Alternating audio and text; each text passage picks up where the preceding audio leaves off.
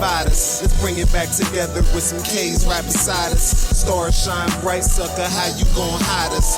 Higher than planes in Malaysia, can't fly us. Politics, money, religion, they divide us. Let's bring it back together with some K's right beside us. Stars shine bright, sucker, how you gon' hide us? Higher than planes in Malaysia, can't fly us. Mr. Deity, where you been? In my corner of the ring, fighting life, trying not to get counted out or throw in the towel. On the ropes, I'ma lean till my vision see clean, blood in my eye. This world is a bad dream. As long as money's king, I feel funny in my being. You can see it when I walk and you hear my shackles cling. IMAX, bigger picture, niggas still don't see a thing. It's 2014, still flag torching. Fucking inflation make it hard to cop groceries. So don't be surprised if someone run up with that sorcery. Levitate your wallet, give me the loot. Chris Wallace, capitalizing, democracy at its rawest. Sucker, you the trees, I'm the forest, I'm the earth, you a Taurus, I'm Black Jesus, you don't know who a Saw is. Hannibal Vicarious, every bar is a battalion. Spirit of a panther with the Kebbalan medallions. Politics, money, religion, they divide us. Let's bring it back together with some K's right beside us. Stars shine bright, sucker, how you gon' hide us? Higher than planes in Malaysia, can't fly us. Politics, money, religion, they divide us. Let's bring it back together with some K's right beside us. Stars shine bright, sucker, how you gon' hide us? Higher than planes in Malaysia, can't fly us. They still got our children pledging allegiance to flags that spill red and blue blood to white out history we had. No Django, 8 years ago, took my chains off. 4-man sore Hotep and took James off. 80% of prisons overpopulated with colored brothers. 30% of our children aborted by mothers. Most of the gun violence is a brother on another. Most of the work on the street we sell to one another.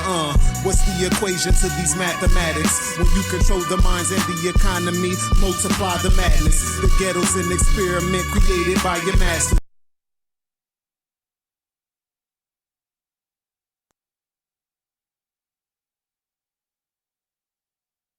Ayimbobe is an acronym. Mind, Body, and Universal Balance Empowerment Institute. It is also Zulu. It means lion, of course. With that, we're working with resiliency. We're working with trauma-informed care. With all of the mind-body connections that we need to not only address so many of our ills, but also to heal from them.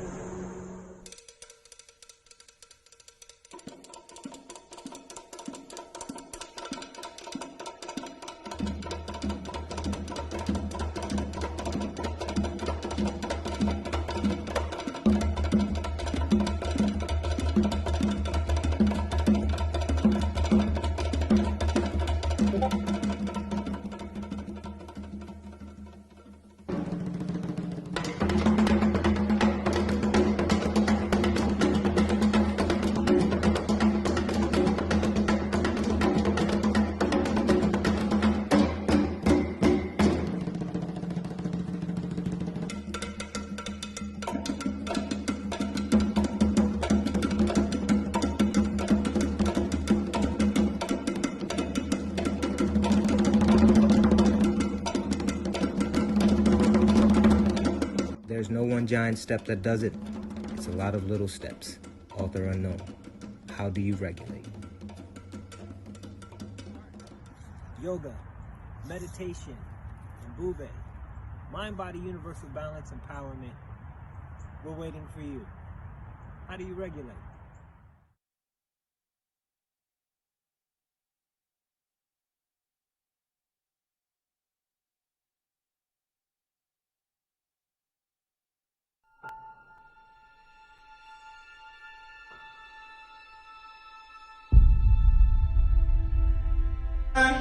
To have melanin embedded in our skin is a gift. Oh my gosh, when I say too black, you say too strong. Too black? Too strong? Yeah.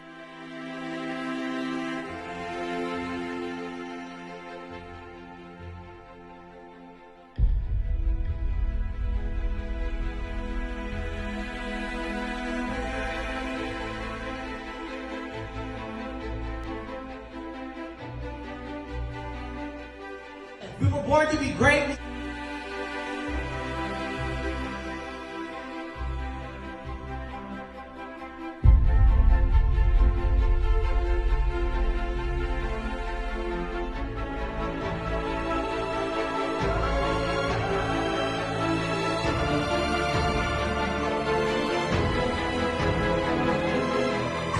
Oh my gosh, when I say too black, you say too strong. Too black.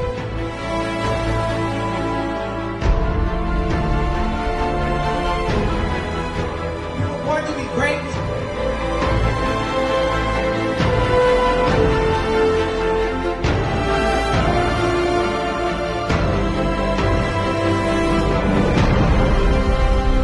Go to gnjmedia.support.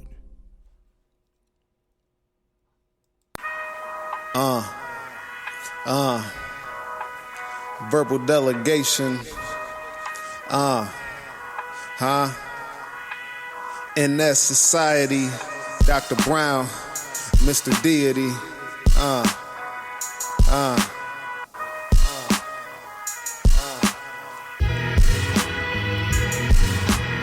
Politics, money, religion, they divide us. Let's bring it back together with some K's right beside us. Stars shine bright, sucker, how you gon' hide us? Higher than planes in Malaysia, can't fly us. Politics, money, religion, they divide us. Let's bring it back together with some K's right beside us. Stars shine bright, sucker, how you gon' hide us? Higher than planes in Malaysia, can't fly us. Mr. Deity, where you been? In my corner of the ring, fighting life, trying not to get counted out or throw in the towel. On the ropes, I'ma lean till my vision see clean, blood in my eye.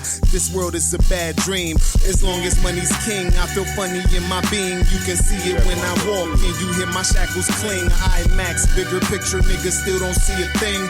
It's 2014, still flag torching. Fucking inflation make it hard to cop groceries, so don't be surprised if someone running with that sorcery. Levitate your wallet, give me the loot. Chris Wallace, capitalizing, democracy at its rawest. Sucker, you the trees, I'm the forest, I'm the earth, you a Taurus, I'm Black Jesus, you don't know who a Saw is. Hannibal Vicarious, every bar's a battalion. Spirit of a panther with the Kevlar medallions. Politics, money, religion, they divide us. Let's bring it back together with some K's right beside us. Stars shine bright, sucker, how you gon' hide us? Higher than planes in Malaysia, can't fly us. Politics, money, religion, they divide us. Let's bring it back together with some K's right beside us. Stars shine bright, sucker, how you gon' hide us? Higher than planes in Malaysia, can't fly us. They still got our children pledging allegiance to flags that spill red and blue blood to white out history we had. No Django 8 years ago, took my chains off. Bore Mansour, Hotep, and took James off. 80% of prisons overpopulated with colored brothers. 30% of our children aborted by most important goddesses were black, not just for the African now, in the civilization of the Greek. The Greek was so profoundly affected by the Africans that the goddess of chastity was a black woman, Artemis. The goddess of wisdom was a black woman, Minerva. The goddess of beauty was a black woman, Diana. And many of their great mythological figures which were critical to the vision of history, the history of the Greeks in the Odyssey. The woman who draws, who has the power to draw Odysseus and all his crew into her, is Circe, who is represented as a black woman with African features on the Greek vases. The woman who helps Jason win the Golden Fleece is a black woman, Medea. The woman who marries Perseus, the Greek hero, is a ROP.com. What are we, Africans? What are Africans? Geniuses. What are we, Africans? What are Africans? 11 steps. Considerations for empowering African-centered organizations by Elder Reba Kelsey. Be sure to get your copy. Start the conversation. Go to RebaKelsey.com.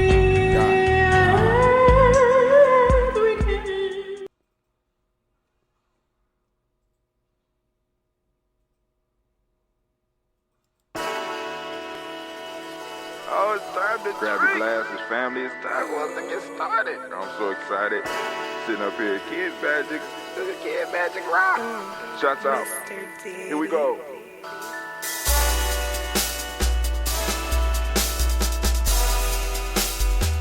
Drink your water. Come on, drink your water, but first, take your breath and drink some water. Take your breath.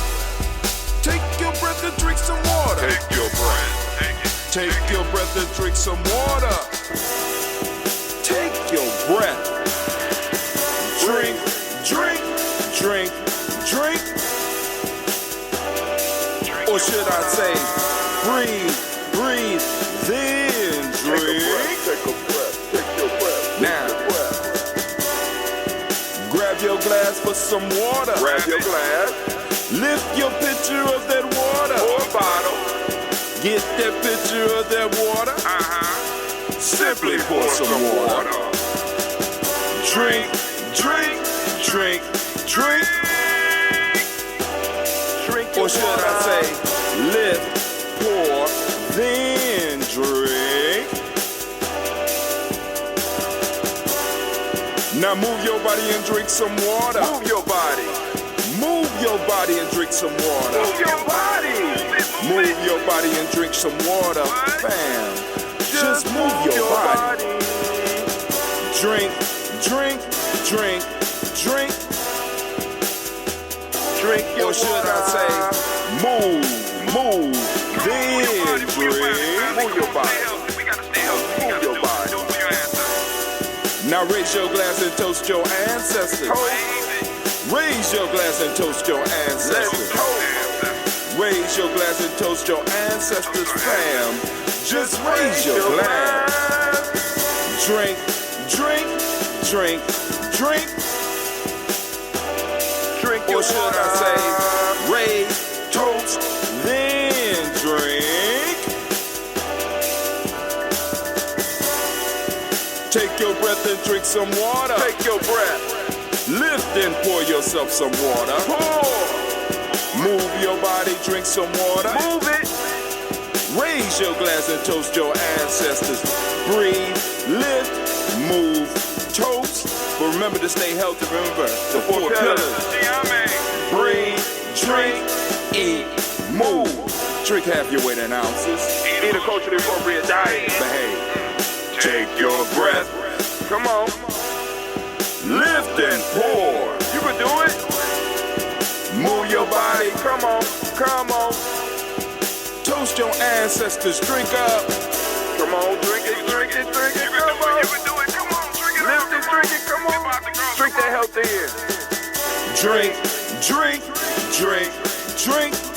Drink your water. Take your breath. Take your breath. Take your breath. Lift and pour. Lift it. Move your body. Come on. Come on. Toast your ancestors. Drink. Drink. Drink. Drink. Drink your water. Drink. Drink. Drink. Drink. Come on. Come on. Drink your water. Take your breath. Lift and pour. Come on, pour it. Move your body. Move. Toast your ancestors. Drink, drink, drink, drink. What? Drink your water. Drink, drink, drink, drink. Drink your water.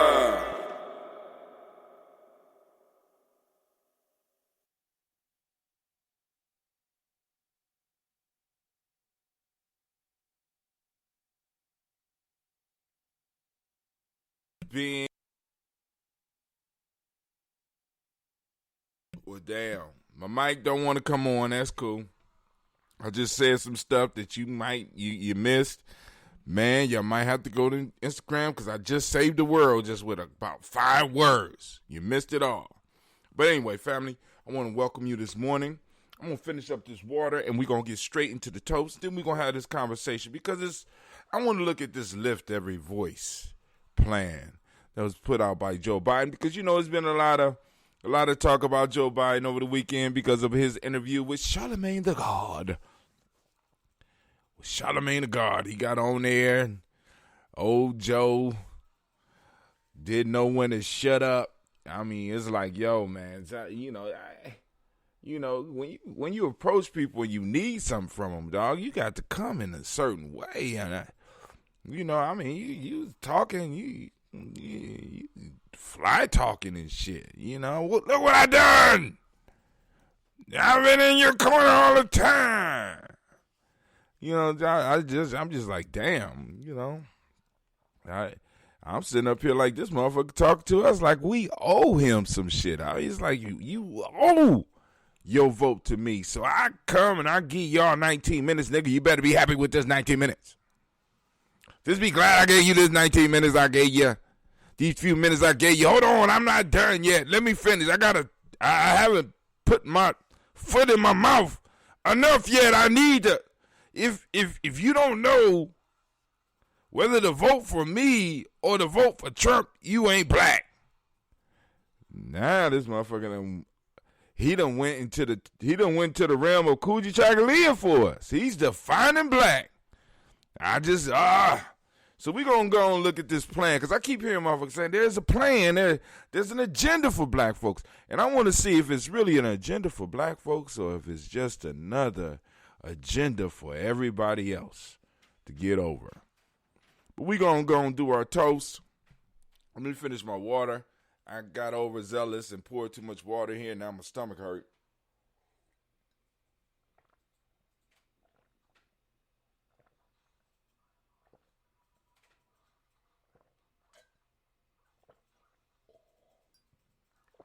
All right, let's get it, family. Those that want to add their ancestors to the list, by all means, put them up on the timeline right now. Throw them up on the timeline right now. I don't have my Restream timeline up as of right now, but I'm getting that up right now. If you are on Instagram and you want to go on and throw it up, you can throw it up as well. We'll get it. This is a Toast and Talk day, so the lines will be open, 614-556-4535. I will ask for you to hold off from calling right now until after we get done with the toast. So, we still sipping on this tea. Tea pretty good, by the way. I might need to go and do something with this. You know what I'm saying? This tea is kind of... Oh, my God. Too much water. Now I done poured too much tea. Oh, my God. I'm trying to hurt myself on this early morning. Well, it ain't even, ain't early, but y'all know what y'all get the idea. I got a chance to sleep in, didn't have to rush. Well, kind of because we had a call this morning to discuss DigiFest. DigiFest will be going down on June 20th, right? We will be having Dr. Kamati Carr, right? And we still working on some other stuff. We got to get the artists together. I know Shaka's going to be doing a performance for the family. I know Brother Malik is going to be doing something. Y'all see his commercial on here with Mbube, M-B-U-B-E. You know what I'm saying? Dope. Going to be doing some yoga and possibly doing some other stuff. Whatever is going to be his time. So what he does with it is his time, right? We going to have Sister Roni. You've seen her commercial as well on the show. And for any other people that want to support Gye-Nyame Journey and wants Gye-Nyame Journey to support them, come on, let's talk. You got these ads y'all want to post up. We got a few eyes that might ponder them, that might want to check out your wares or your skills and utilize them. So by all means, let's go on, let's talk. All right, so let's get straight into the toast, and then we're gonna go and hit on Joe Biden, ex-vice president. Then I may have to run because I got a meeting that I was supposed to have at 11 o'clock. But, things work how they work on these type of days. It's one of those lazy days, and we ain't in a hurry to go nowhere because there's nowhere to go. Family, do not fall for the foolishness and the trap and the fuckery and the bitchcraft and run out here and be around a whole bunch of strangers and get sick and bring something home. Don't do it. Take your time. If you are able to take your time, take your time. If you ain't got to go to work, don't be rushing out to some of this shit. You know what I'm saying? Yeah, I know some of y'all want some barbecue. Put on a mask, go get your barbecue, bring your ass home. I'm just saying, keep it safe. At least be around people you know. And not even in large groups, just to be safe. Till we know. Till we get the word. And I ain't talking about from them, because I know we got some black doctors and black scientists. And some of us talk to black doctors and black scientists, and they're going to be able to let us know what's going on soon. Right now, we just checking it out. Don't be part of the guinea pig group. We don't do that. No, we done did all the experimentations for America. Yeah, we ain't gonna be that guinea pig class for COVID-19. Don't do that. Don't do that. You done proved your loyalty to this country, so you ain't got to run out. And I heard the beaches was packed yesterday. Oh man, they opened the beaches. I heard the beaches was packed.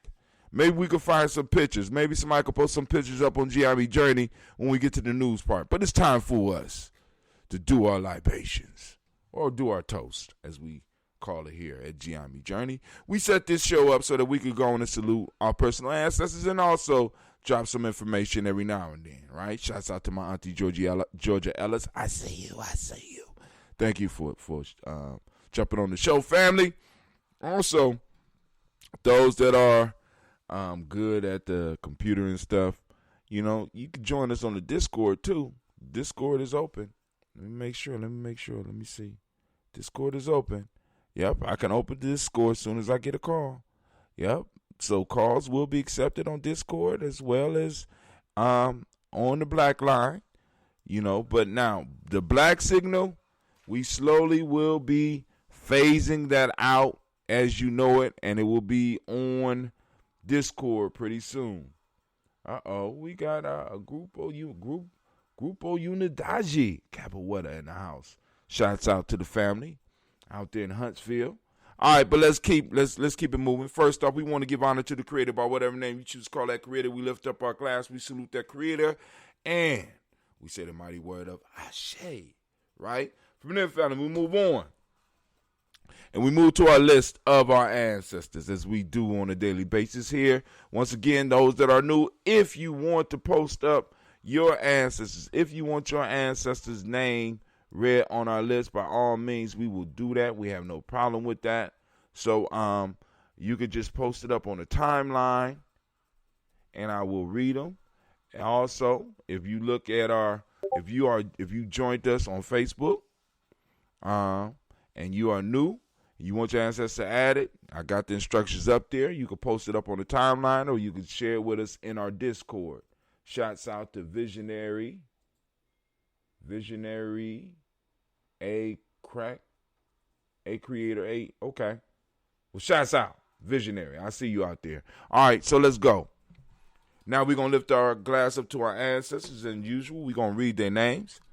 Miles Brown, Ms. Ann, Robert and Texana Davis, Herman Brown Sr., Rosalie Tilley, Georgia William Walter, Christopher Gasson, Aunt Lena, Uncle Chris, Aunt Fiend, Cleveland and Geneva Brown, Margaret Ellis, Wash Ellis, Cecil Ellis, Alvaro Brown, Gina Gaines, Herman Brown II, Barbara Twiggs, Wash Ellis, Nikki Ellis, Katie Ellis, Wash Ellis Jr., Katie Ellis, Nikki Ellis, Jamon Jones, Jeremiah Tappan, John Fallar, Montague Pimenel, No More X, Sapet Mott Rob, Malika Fakur, Dr. Marianne Williams, Kojo Kamal, Elder Farmer, Elder Millie Dixon, Tony Clark, Pastor Yusef Weston, Elder Ajani, Elder Ron Coleman, Elder Robert Donaldson, Alfred Brofro, Hector Jr., Jay Edwards, Carlisle Harris, Grace Lundy, Inez Harris, William Bill Moss, Phyllis Rose, Sterling and Lucy Wright, Derek L. Pulliam, the Luxor Brothers, Miss Eda Brooks Crawley, Miss Marie Nelson, Mr. Frederick Crawley Sr., Miss Jerry Brunson, Mr. Alonzo Johnson, Miss Marie McDowell, Janice Foster, Charles Jordan, Kel Smith, Walter Smith, Richard Triggs, Francis Johnson, Mary Franklin, Jimmy Williams, Daniel Ford, George Gibson, Nana Loretta Clark, Inez McCrae, Fritz Clark, Frankie Justice, Katie Justice, Derek Renderman,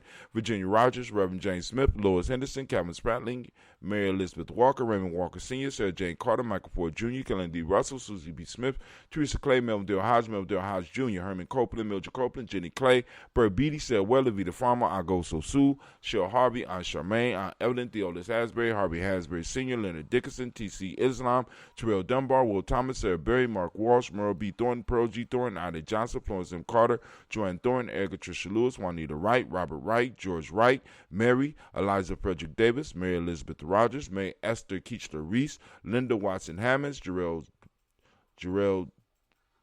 Giles Watson, Sparrow, Slimmy, Sarah Lewis, Andrew Holmes, Percy Moore, Mildred Owens, Booker T. Bowden, Charlie Hunt, Sammy Stover, Hitter Pearson, Sturgeon Thornton, Richard Thornton, Lavinia Hall, Freeman Bankster, Mary Moss, Ophelia Peacock, Willie Thornton, Napoleon Kennedy, Mark Ramsey, Paul Ramsey, Matt Ramsey, David Ramsey, Charles E. Thornton, Frankie Quails,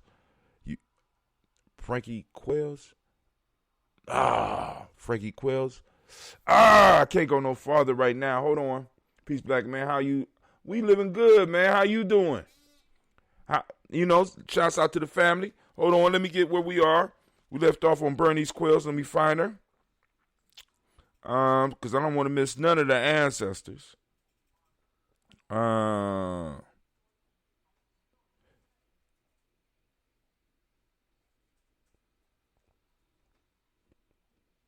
Bernice Quells, Ernestine Jackson, Frankie Johnson, Teresa Mormon, Leon Johnson, Charles Bell, Vivian Ramsey, S.C. Johnson, Dear Rita Johnson, Leon Johnson, James W. S. Sr., James Parham, Dana Jones, Henry World, James Farmer, Mary Chavez, Leon Grace, Betsy Johnson, Hadley Vester, Mary Moreland, Paul Moreland, Elder Caleb, Rosemary Martineer, Elder Amateur Wellman, Fred Douglas Triggs Sr., Delma Triggs, Thomas and Lula Berry, Lacey Eleanor Howe, Brecker Russell and Davis, Fred Douglas Triggs, the second Peter Triggs, Reverend Eddie Moore, Helen Fuller, Eugene Jackson Sr., Richard Ellis, Silas Alexander, Charles Maxwell, Percy M. Alexander, Arthur Reynolds, Stanley Lockhart, Ricky Lockhart, William Lockhart, Woodrow Lockhart, Brenda Porter, Deacon Hargrove, Carlos Sawyer, Andrew Parker, Doris Donald, Ellis Murphy, D'Amico Russell, Didi Monares, Gina Ruth Jones, Jana Callahan. We got William Walter West, Nigella Parrish, Elder Basiji Filani, Jim Robinson, Gladys Johnson, Valerie Clark, John and Mary Sullivan, Dirk Johnson, Antonio Johnson, Denise Waters, DeFridas Hines, Alex Bostic, Edna Bostic, Winifred Scatterberry, Wilson Haley, Emma Hine, Phyllis Lee, Eugene Spratling, Calvin Spratling, Charles Wooden, Penny Brown, Roy Lee, Print Up Jr., Miriam Johnson, Wilbur Longmire, Either Catney, Janice Carter,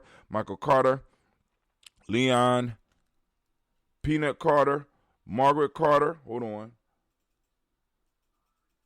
Oh, he said just making some beats with the babies. Man, and they're learning everything that they're watching you do, they're absorbing it. Believe that. Margaret Carter, William Carter, Lisa Jordan, Charles Lee Mosley, Dorothy R. Blair, Ransom Evans Sr., Sam Evans Sr., Nayland Blair Sr., Edward Stevens, Sue Ann Stevens, Joe Davis, Timothy Butler, Gene Holmes, Dana Jones, Peter Charles, Christy Nichols, Cardinal Robinson, Rosemary Charles, Ada Pearl, Bob Ingalls, Jack Wallace, Warren M. Finch, Warren P. Finch, Tim Ingalls, Audrey Finch, William Billingsley Jr., Jennifer Sensabaugh, Hazel Gasson, Jerry Brantley, Brian Watson Jr., Kaniko Parsons, Jason Kathy Bradford, Thomas Bradley, also known as Uncle Buki, also known as Gypsy, Reverend Roosevelt Word I, Stacey Trice, Frank Smith, Mother Bertha, Michael Leonard, David Brown, Ruth Carter, June Cox, Ruth Cox, Paula Cox, Ronald Urban, Judy Hubbard, Irene Johnson, Fraser Booth Jefferson, Dan Wilkinson Sr., Emma McClendon, Jerry Doyle, Amina Robinson, Mary Nichols, Patricia Williams, Shabaka Teray, Greg G2 Gibson, Donald Hill, Richard Glebus, Lee Irby, Tommy Irby, Boy Irby, Jim Gaucher, George and Hallie Johnson,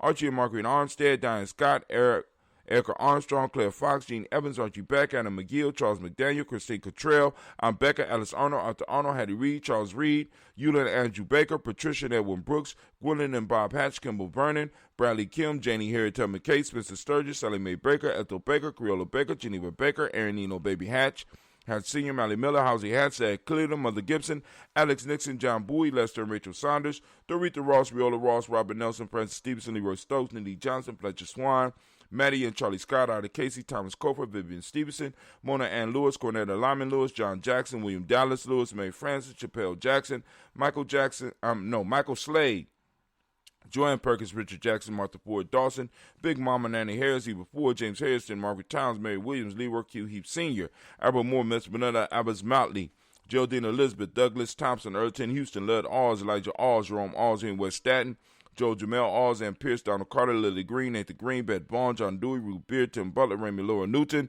J.B. Froggy, Thomas Noon Sr., Barbara Naeem, Jeanette Sanders, Jerry C. Sanders, Roy Pruitt, H.J. Brownlee Sr., Henry Wilson, Rufus Jenkins, Minnie Wilson, Catherine Sanders, Muriel Ellis, Elizabeth Sanders, Henrietta Irby, Mildred Armstead, Margaret Armstead, Catherine Anthony, Ruby Brown, Charles Walker Sr., Charlie Walker, Cecil Russell, Diane Urban, Haroon Phillips, William Ford, Margaret Logan, Phyllis Barnett, Lee Urban Sr., Michael Urban, Ozella Watson, Hugo Watson, John Caldwell Sr., Robbie Lee Caldwell, Nevaeh Mitchell, Ron McCormick Sr., Sabrina Easley, Rashawn Easley, Javea McCormick, Barbara Ann Reed, Dorothy Ann Reed, Shekhar Maha Reed Jr., John Reed Jr., Patricia Reed, Edward R. Benson Sr., Ethel H. McNair, Lois Fernandez, Jacqueline Broadus, Reginald Alver, Mazarie Coper, George Swan, and Monty Grayson, Charles Scott, Charles H. Scott, Michael Morgan, Charlene Morgan, Sybil Edwards McNabb, Annie Ferguson, William Ferguson, Shelby McClendon.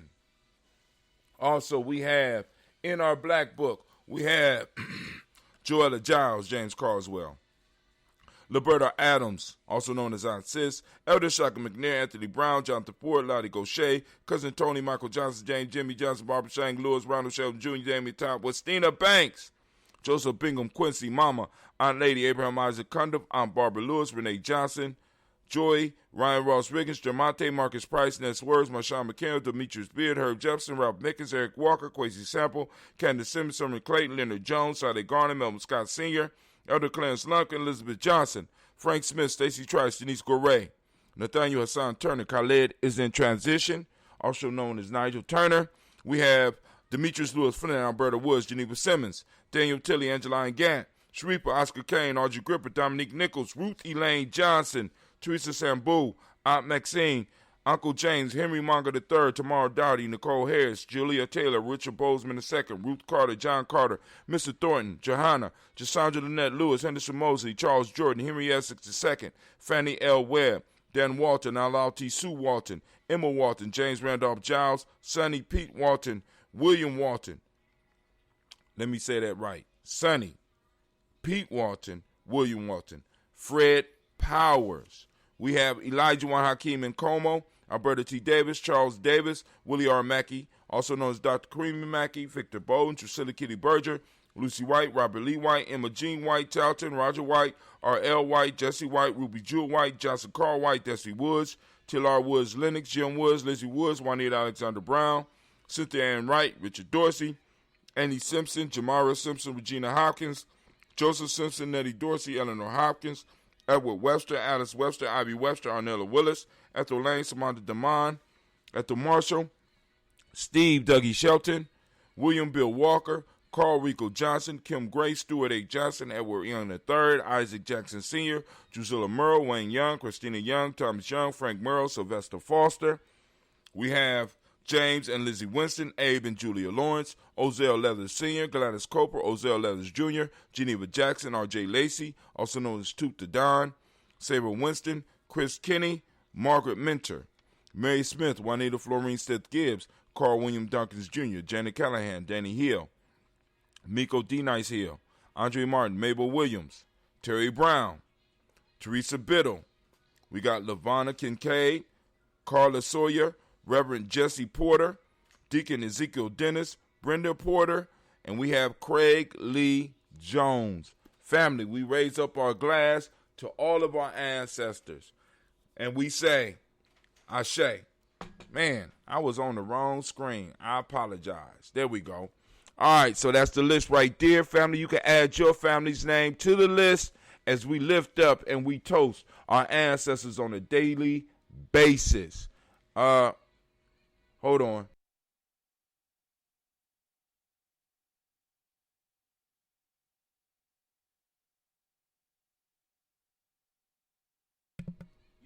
Don't make them spicy. Okay. I got my son over here. He has become a ramen noodle master. This man makes some ramen noodles. It's just out this world. So I'm asking him, since we moving into the present moment, and I'm on the present moment, I want to make sure that in the present moment, I'm getting some ramen noodles. But speaking of the present moment, family, we raise our glass to the present moment. We salute this present moment. this energy that's right here, right now. We are on Umoja. And speaking of that, I want to give all of the Umoja babies a round of applause.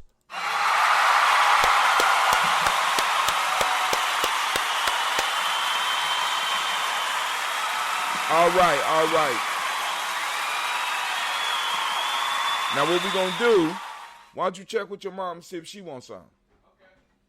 Okay. Actually, you can check with your sisters because I'm going to eat those veggie patties your grandma made for me yesterday with that too. But anyway, we on the present moment. Family, in this moment, we are on Umoja, and as I usually do, I ask you to activate your reticular formations and go out and seek Umoja. Or, of course, if we're practicing social, you still can find your principles, even during the time of COVID. Go out there, seek your principles out, find your principles, family. You know what I'm saying? Because we got to start practicing, seeking what is out there for us. We got to find our stuff out there, right? Because there's plenty of other stuff that people try to want to make sure that we see, but we got to start finding our stuff, the stuff that helps build us up as a community. We need to start finding that. So we got that, right? I got that out the way. We're lifting up our glass and we saluting this moment, right? Today is Umoja for those that don't speak the language. Umoja means unity. The modic principle of the day is truth. The color is violet. I don't have on violet today. I got on my black shirt, but hey, black goes good on every day, right? We got violet is the color. Mentalism is the hermetic law today. Male name for the day is Kwojo. Female name is Ajua. Ajua. I like how that sounds. Ajua. Come here, Ajua. How are you doing, Ajua? Man, that's a pretty name. What's up, Ajua? And it identifies the energy that you was born under. The day energy you was born under. All right, so we raise our glass to this present moment, realizing that in order for our children to have a future, we got to handle our business in this moment, right? In order for us to salute our past, we got to handle our business in this moment, because right now people want to steal our space and time. Which they always try to do. They've been trying to do it for thousands of years, and we have been surviving, and we have been fighting, and we have been maintaining our space and our time, family. And we got to increase the fight. Now, in many cases, we might have to start taking the fight to them before they bring it to us. Hell, we're waiting around for people to try to take our space and time anymore. It's time for us to start. You can't do it no more. You know what I'm saying? We will get more down, right? You know what I'm saying? We under attack. All right, so we raise our glass in this present moment, and we say, Ashe. From there, family, we move on to our future generations, our children, our children's children, on to infinity, family. Shouts out to all those that work with the future generations, right? Because realize that you're planting a seed, and that seed is going to grow into a mighty tree that's going to bear fruit, right? So, shouts out. Brother Kwame is listening to the show and watching the show as well. Shouts out to Brother Kwame. So, family, we lift our glass up to our future generations, and we say, our children, our children's children, on to infinity, and we say, Ashe. From there, family, where do we go? I'm going to tell you where we go. It's very simple. From there, we move to all our relations, and we raise our glass, and we say, Ashe. From all of our relations, where do we go? Where we going, Brother Hatim? I'm going to tell you where we going. This is where we about to go. From all of our relations, I want to lift up my glass and I want to toast all. My fault, this is that selfish toast. Right. This is for you. Those of you that's out there that's spending the energy on our family, right? Those of you that's out there that's building, or those of you that's out there making sure that the tribe knows our identity and we're working and we're doing things out there, you know, because a lot of times we run to our cups are empty. So right now, this is for you. Right? Take that time. What is it that you need in this moment to move towards your higher self? We raise a glass, and what do we say? We say Ashe. From there, family, where do we go? Last but not least, I want to toast the most magnificent, the most marvelous, the most beautiful, the most uplifting, the most outstanding individual in the room right now. I raise my glass up to you, and I say Ashe, Ashe, Ashe.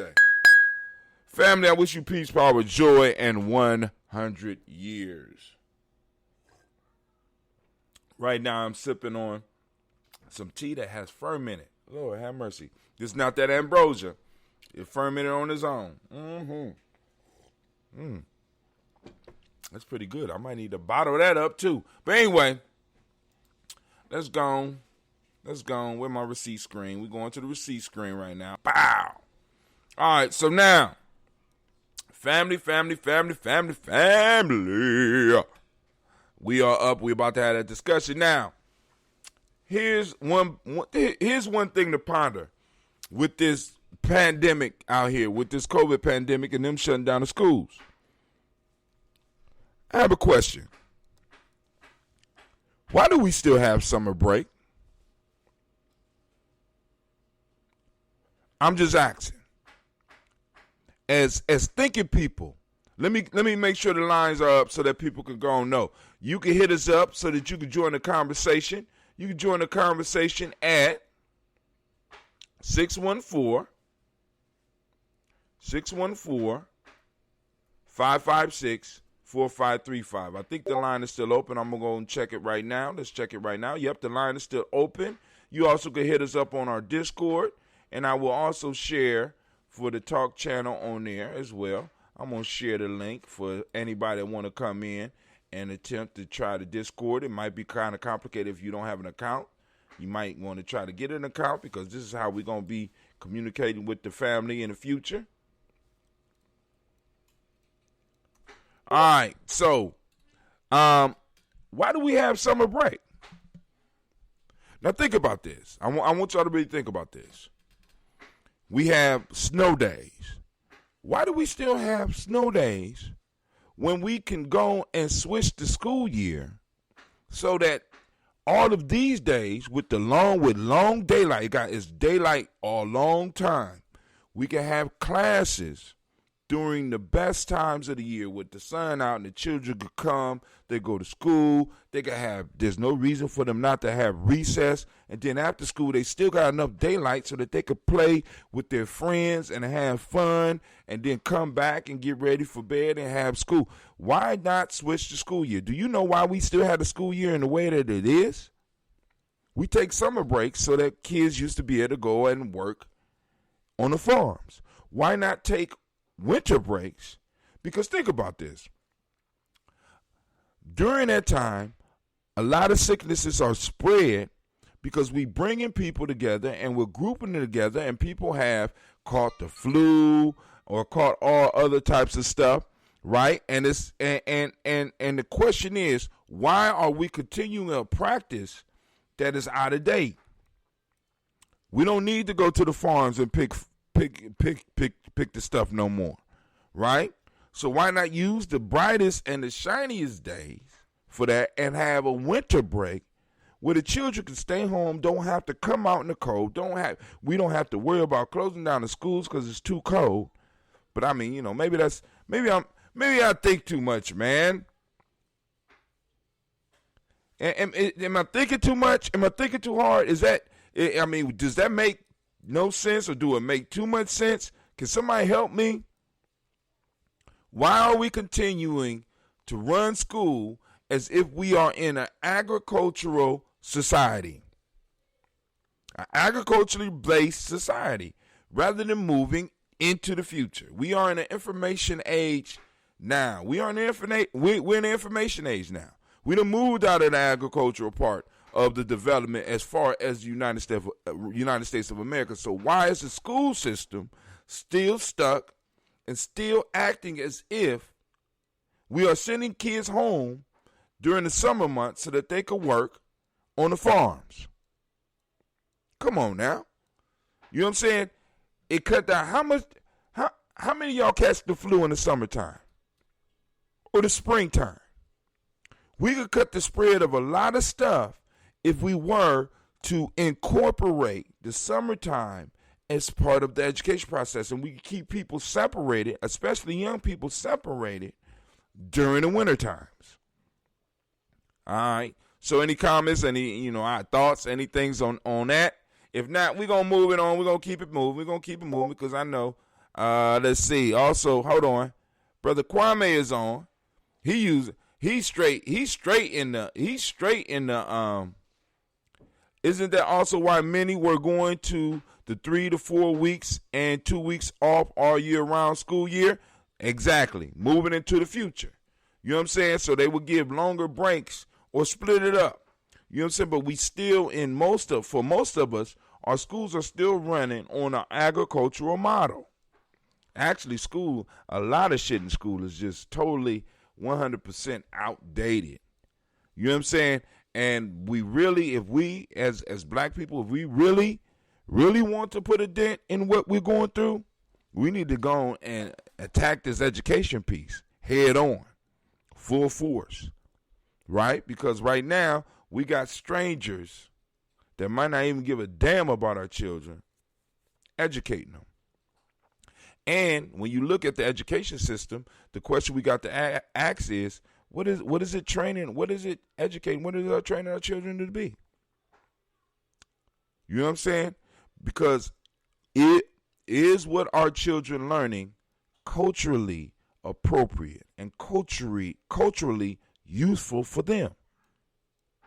Or are we educating them that you need to get out the hood, you need to escape your people, and you need to go around all the normal people? See, because that's really what we're saying. We're not worthy of you. So you need to go, you're too smart for us. You need to get away from us. So educate yourself and escape. You know, like this the movie Django or something. I'd be like, what the hell is going on here? You know what I'm saying?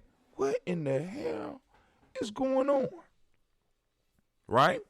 So, but that wasn't what I wanted to talk about. That was brought, actually, that conversation was brought to me by my mother. And we kind of touched on it a little bit here before, but, even my mom, she said, she said we wasn't working on the farm when I was in school. I say, well, hey, I feel you. I understand. So I'm going to bring it up to my show because, I'm around some intelligent people. You know what I'm saying? I talk with some intelligent people every day. So, maybe some of us could come put our heads together and figure out what's going on here. Lines open 614-556-4535. And I need to remind you that you are now standing in the congregation of the mighty. This is the home of the stubborn minority, the place where your hustle builds muscle. This is Gye-Nyame Journey Media.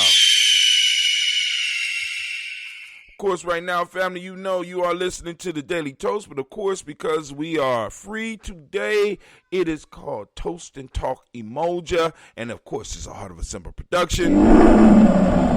Well, we strive to blow up your old paradigm. Damn right.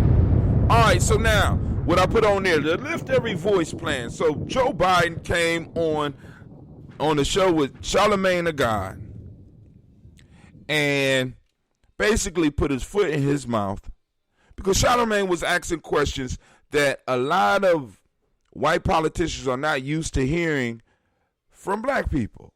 It actually, you can actually see that it gets up under their skin and it offends them because it's almost insulting for us to demand something specifically for us. What are you going to do for us?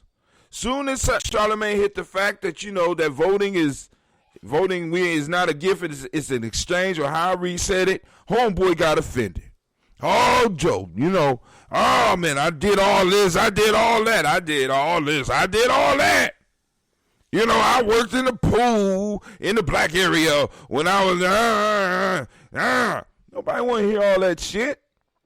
You know what I'm saying? What are you willing? It ain't what have you done.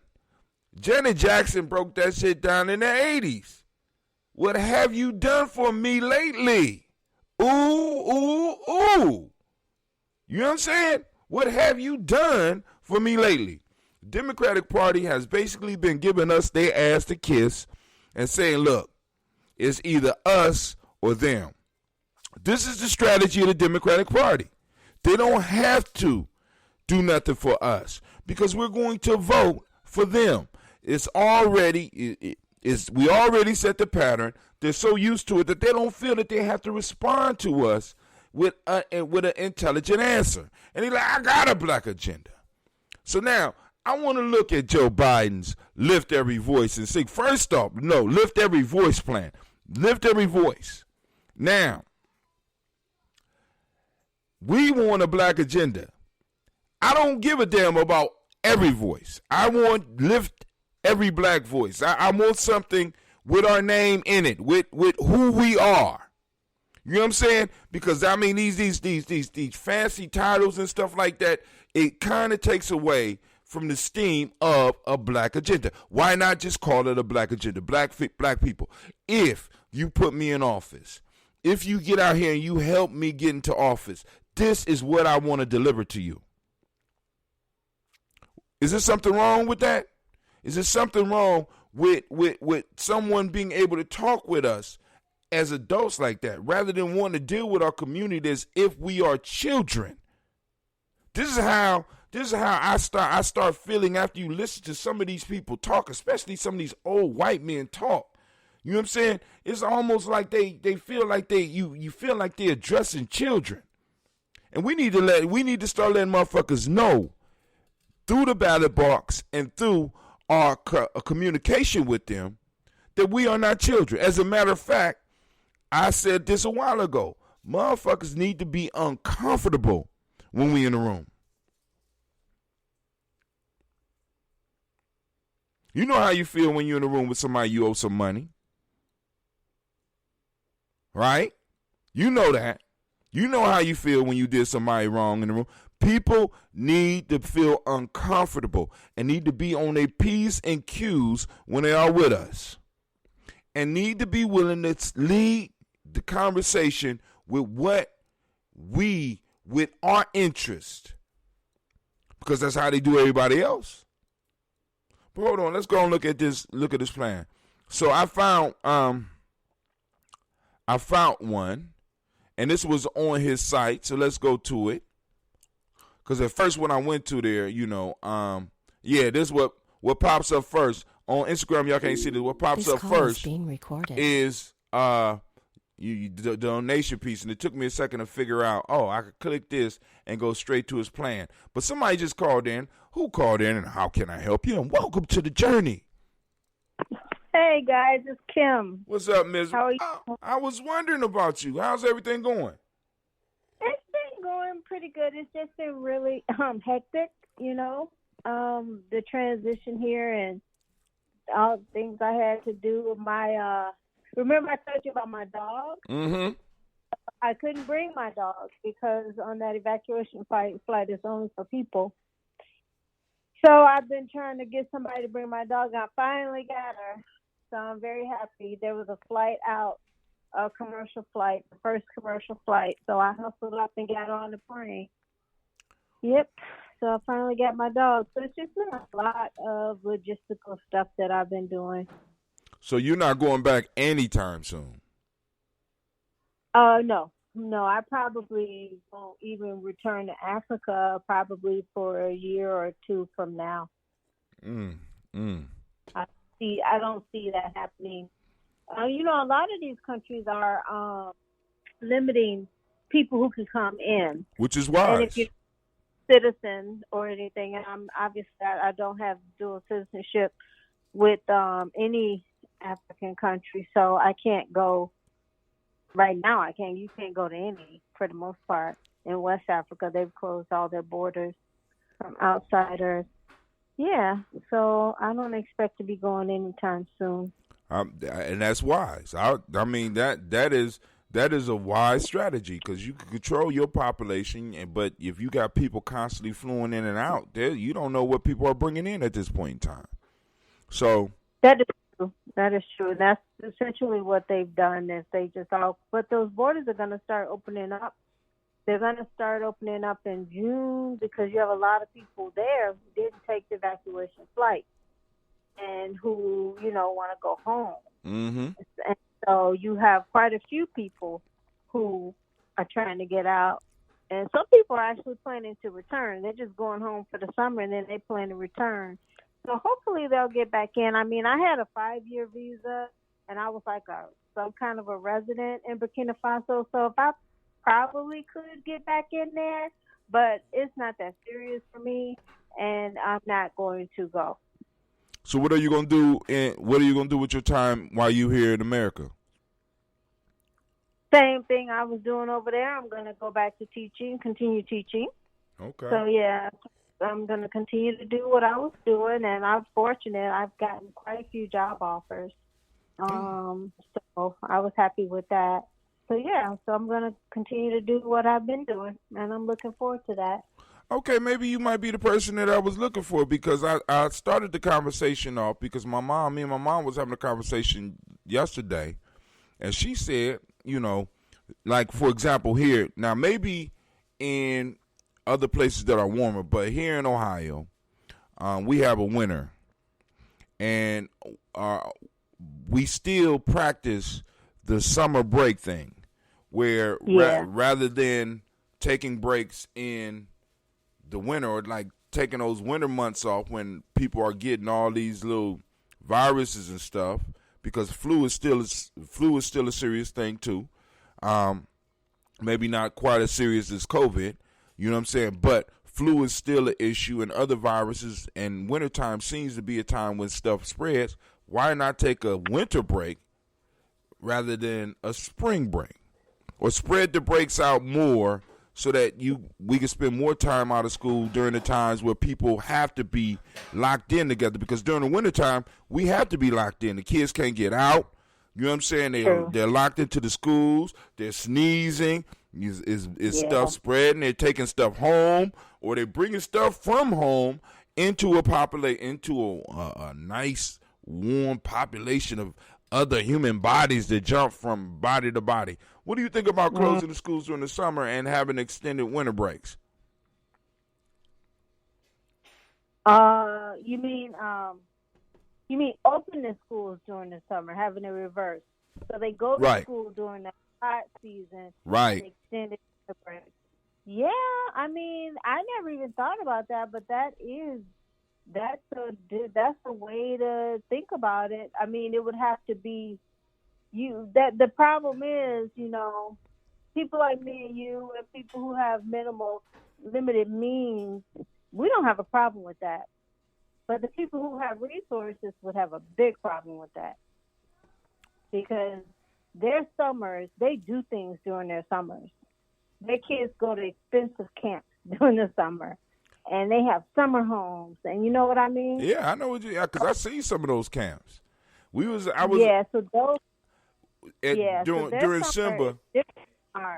During our Simba camp, we used to rent this little camp. I think it was somewhere up in Michigan. But like 3 miles away, there was a camp. Now, we had a camp. We had the little water. We didn't have a swimming pool. We swam in a lake. This park was one of the most, I mean, it was like a damn amusement park compared to where you know what I'm saying? It's ridiculous. And I hear you on that. But I'm just like, and the advantage is this. For the young people, they have more daylight time, which means that they could do their education and still have 5 to 6 hours after school to be able to be out in the sunlight and playing. It's perfect. Yeah, it works, but the problem is it's not going to work for the majority of the people in the United States. The people who have the control. Let's just say it. Not the majority of the people, but the people who have the control won't work, like year-round school. For the most part, the only places where you find year-round school, because I taught at a year-round school in Chicago, and I went to a year-round school when I was in elementary school. You go 45 days on, 15 days off. It tends to be in low-income areas. Higher-income areas have not gone with that year-round school stuff. It tends to be low-income schools. And, so we already have people who are doing year-round school. They're not doing what you're talking, which is like a flip season. But it's just going to be hard to push something like that in a country where the people who have means control it. And schools are very, very much dictated by communities that have resources. All right, let me do this real quick. Instagram, y'all won't be able to hear the interview, well, I'm gonna try to keep y'all on as long as I can and try to make sure there's some interaction. So now, what we're gonna do now is, because right now, I have Sister Kim. She's joining us. I think she's in Tennessee right now. Yeah, still in Memphis. She's in Tennessee. Hoping to go back to Chicago in June. Okay. Hopefully. And she's so what we're gonna do is I'm gonna read some of this Lift Every Voice plan, because as I said before, prior to going into this conversation again, right? Family, listen. We need. Can Go I ahead. add one more thing about school? Go ahead. You talk about what you want to do here in the States. It's already being done in Europe. They don't get their whole summers off in Europe. They do kind of like a 45, 15 days in the French system. And I'm quite sure I don't know about the British calendar, but I'm saying the French calendar is like that. It's pretty much a year-round calendar. And Swiss, I bet Germany is similar. And because most European countries, they have like their big vacation in August. Right. That's their big vacation. And so they're already doing something like that. Their kids aren't out like the whole June, whole July. So they don't do that anyway. So you And saying then, like quarters? They do like quarters. Yeah, they do 45 days on, 15 days off, something like that. That'll work. Year round. That's what they do, and they've been doing it for years. And also, when I lived in Malaysian school system, you only get 1 month off, and they go from the Southern Hemisphere. They go by a calendar, like the calendar year. So they start school in January, and they end school at the end of November. And then you get a month off for winter break, which is December, Christmas. That is your month off, and that's it. And then you back to work. That's it, and you're back to work. But you do get holidays, little right. religious holidays and right. government holidays. But that summer break, there is no summer break. That summer break is December. When you go for that 1 month off in December, at the end of November you finish, you get a month off in December, you come back to school in January and you begin. And that's how it is in the whole of the Southern Hemisphere. So what I'm saying is what you're proposing is being done.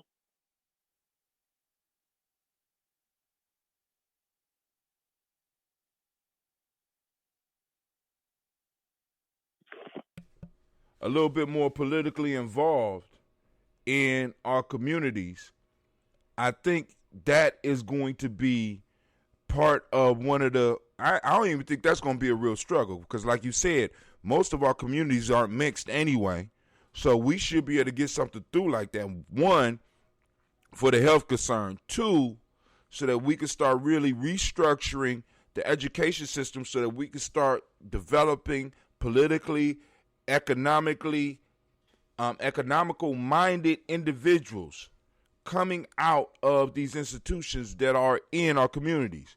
Family, not only do we have to hold the politicians accountable, we got to hold the education system accountable, because are they training our children to come out and serve? What are they training our children to do? Are they training our children to come out and be better white people? Or are they training our children to be able to serve their community, and by serving the community, serve the nation? For some reason, we exclude ourselves outside of this whole nation paradigm, that by us learning how to help us, we're somehow betraying the idea of America, or those two things can't operate in the same space, but it operates in the same space for every other group of people. And we need to be able to make that work in the space for us. It is okay for us to want to educate our children and want our children to be able to service our community, because in servicing our community, they are serving the overall, the rest of the world. It starts at home. For some reason, we want to start big. We want to do incredible things for everybody. And that don't work. It don't work. We got to start at home.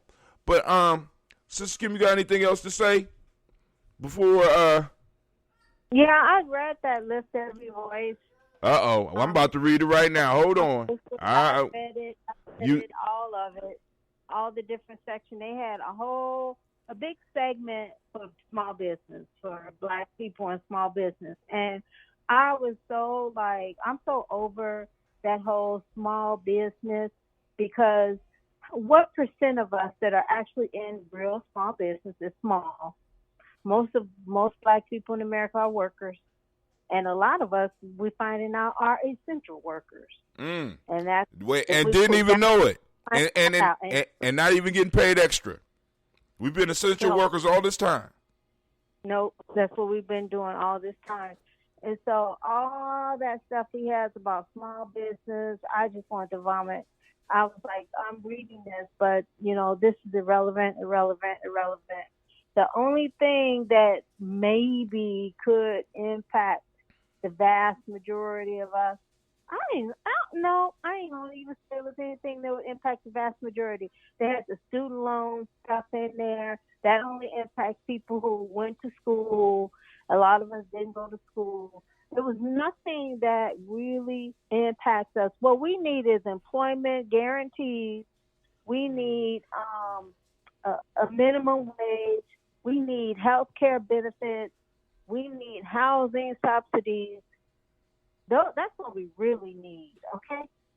Right. And all that other stuff, I was just reading it, and it's just ways for other people to get the money. Right. It's just not the money. It's just ways for other people. I was like, oh, they salivating off this. Oh, man. Because ways for them to get money. But they give it away because they call it Lift Every Voice and Lift Every Voice. It ain't lift Black voices. It ain't lift Black people. It ain't help Black America. It's lift every voice. So this is just another disguise. This is another disguise that they're slipping in so that other people can once again chip off of what we are supposed to get. Once again, they don't have to focus on us because it's about lifting every voice. And I haven't read it yet, but I am going to vomit. I promise. I am going to vomit because what kills me when I hear a lot of people talking about this Black agenda, and when the major part of the Black agenda is criminal justice and welfare. Maybe I'm the only one that bothers. You know what I'm saying? He started off criminal justice crap. I was just like, oh.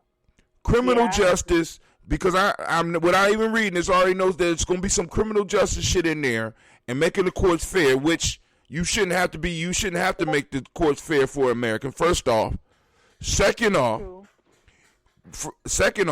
that's not just an issue just for us. And on top of that, that's American values. That's what we should be moving for anyway. So why do you need to include that in what you're going to be doing for Black folks when you need to be doing that for America in general?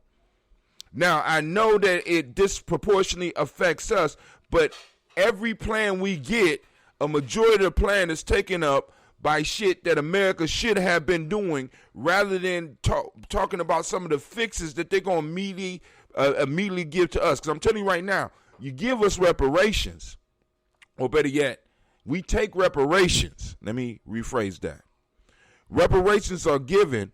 I have money to clog up your courts with cases when you coming at me file, because one of the major reasons that we can't fight some of this shit that we know is wrong, and we have to go on and sit back and accept the plea bargain, is because we don't have money for the lawyers, for a quality lawyer to get up there and fight for us. True. You know what I'm saying? So you get rid of the wealth disparity, you're going to get rid of a lot of this shit, because a lot of the police departments, when they know that a group of individuals have money to fuck with them, they leave those people alone. True. You know what I'm saying? I ain't even read this shit yet, and I already know. And I pray that there's nothing on here about food stamps, because I don't want to hear another goddamn peep about in a Black agenda with Black folks and SNAP. or whatever the hell they calling it right now. Yes, we need it, but so do other people. Where are the specifics? Say my name, say my name. So even before I get into this, if this shit is not saying my name, we gonna tear Joe. We gonna tear, and I hate when people get on there and talk about Uncle Joe. This motherfucker's not my uncle. He's not your uncle. Where did that come from, Uncle Joe? You know what I'm saying? Fuck all that. This ain't no.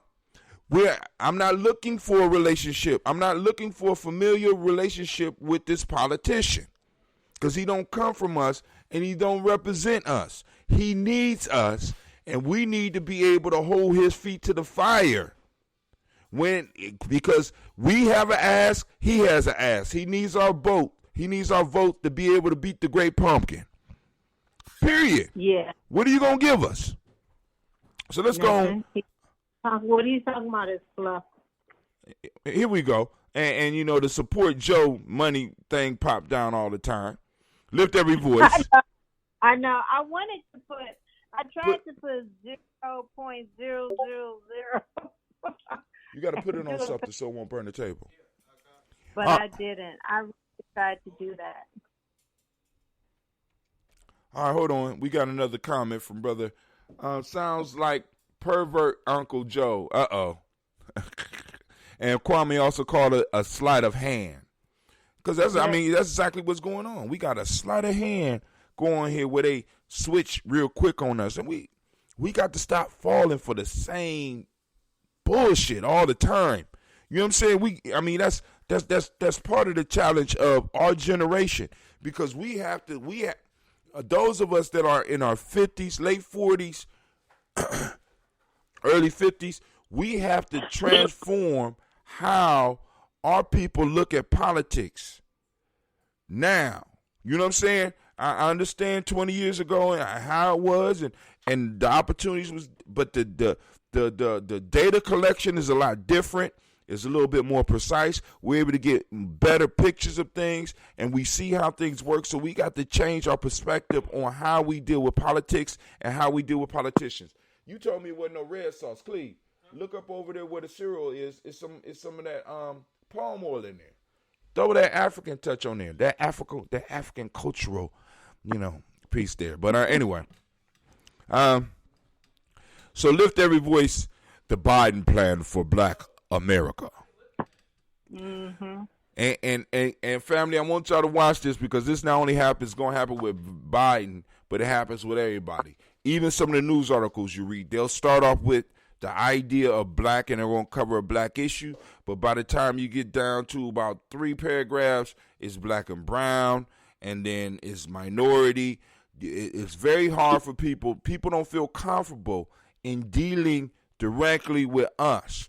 And that's good. But now we're going to have to start forcing people's hands. When they do, we're going to have to force them to start recognizing us and dealing with us. Yep. Because if we don't, we're going to miss out. And if COVID ain't taught us anything about the education system, if it ain't taught us anything about the employment situation, if it ain't taught us anything about this insurance stuff, if it ain't taught us anything about the supply chain, and if it ain't showed us anything about our relationship with America, then shame on us. Mm-hmm. Because I can't afford to stay at home. Like many of you listening to me. We can't. I can't afford to shelter in place. There's no place for me to run. True. So let's go. Here we go. Joe Biden. All right, my friend. Let's go and see what you got for us. And then on top of that, you gonna throw the Coochie Chaglia out on us and define black. Are you serious? You playing, Joe. Stop playing with us, Joe. You understand what I'm saying? I mean, it's like just certain shit that somebody need to tell you that you are not allowed to say with us. For years, we had to watch our tongue. For years, we had to watch our gestures. For years, we had to watch how our eyes were when we dealt with you. We got the code switch with your ass all the time, and many of us still have to do it today. You motherfuckers It's time for y'all to start learning what it means to have to adjust who you are so that you can satisfy others. Y'all get to be you. We got to be everybody else. We got to, even the education system we got right now is still teaching us how to fit into your world and how to make you comfortable. And that shit's going to change with this generation too. I need y'all to know, because it's coming from from 55 on down. People are starting to see that this is some bullshit, and we have been indoctrinated in the wrong way, and it has not been benefiting us. And I done did everything that I was told I was supposed to do, and my life is still fucked up. I don't understand why. I can't do the vacations like Sister Kim was talking about, far as some of these people, how they had their life set up. Some of us done followed every last one of those steps, and we are still struggling. We have been promised something, and it has not been delivered. And many of us have been cheated in our lives along the way. Yeah, we have. And it's getting worse. It's getting worse. It's going to actually exasperate things. I was looking at some of those images of people on the beach in South Carolina. Oh, my God. Images of resort in Missouri. And you know what? It just occurred to me that essentially, because the police now have the authority to enforce COVID-19 laws, and they only enforce them towards us, that means these are whites-only spaces. Ooh, wait, hold that thought. Because Brother Hatim has drunk too much water and too much ambrosia. We're going to have to take us a quick break because I can't hold it like I used to. So, family, I will be right back in a minute.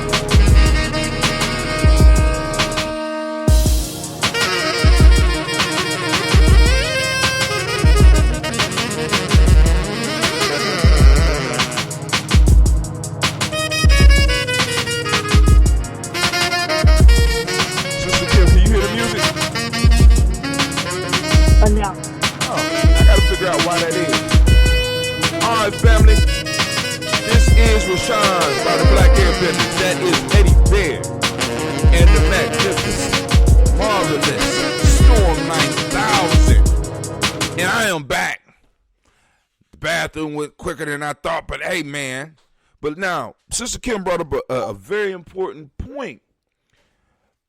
All white spaces. Did you in those pictures? Did you see any of us up in those pictures? I saw one, but that's irrelevant. He's not an honorary white. You don't see a group of black young people, a black family. The police have the authority to take them off that beach. Oh, wait, hold on, time out. They have the authority to do that. Listen, we had, but Brother Kwame say, power is the ability to give your definition of the world and things in it, and to have others accept your definition as though it were their own. And the piece for us to realize is that, in a sense, you're talking about a major problem. Well, check this out. Just last week, we did. I didn't expect this many people to come. Because the boys and some of the young ladies in our in the tribe have been locked up. So we said we got a park that we usually go to where we can do the social distancing. If you want to wear your mask, you can wear your mask and blah, blah, blah. And we could use the space and we could stay 6 foot apart because it's a big ass park. Mm-hmm. We gathered and more people came than I thought. But every time, they would the park rangers was on us. But then he just got done telling us, it was over 7,000 people here and we had problems with groups all day and blah, blah, blah. But yet you park right outside of where we are. All the other groups, I don't know whether he was messing with them or not, but I'm quite sure if you had other people that was gathering, you couldn't stay in one place long enough, but you was able to stay with us. You said you had 5,000 to 7,000 people just today, which means there's probably still another 1,000 people in the park that are gathering. Mm-hmm.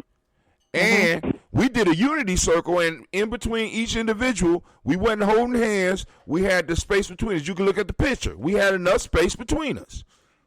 Yep. But it was a problem, and it's cool.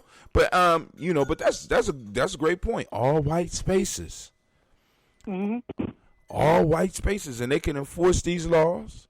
You know what I'm saying? Keep us, and like I said, we don't have the money to throw at a legal defense at such a level where it's like, boom, when 20 of us come, they know they got 20 lawsuits.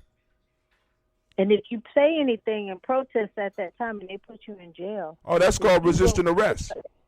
And you go to jail and you put yourself at risk for COVID-19. Yeah, exactly.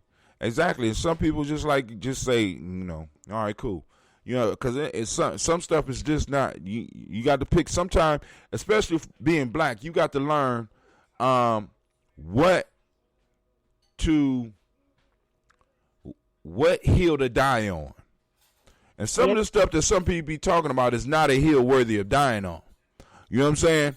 I don't think that's a hill worthy of dying on, especially if I ain't got no money to make sure that justice rings out. Because there's been a lot of black folks who have put their life on the line for something that in the end turns out to really be worthless.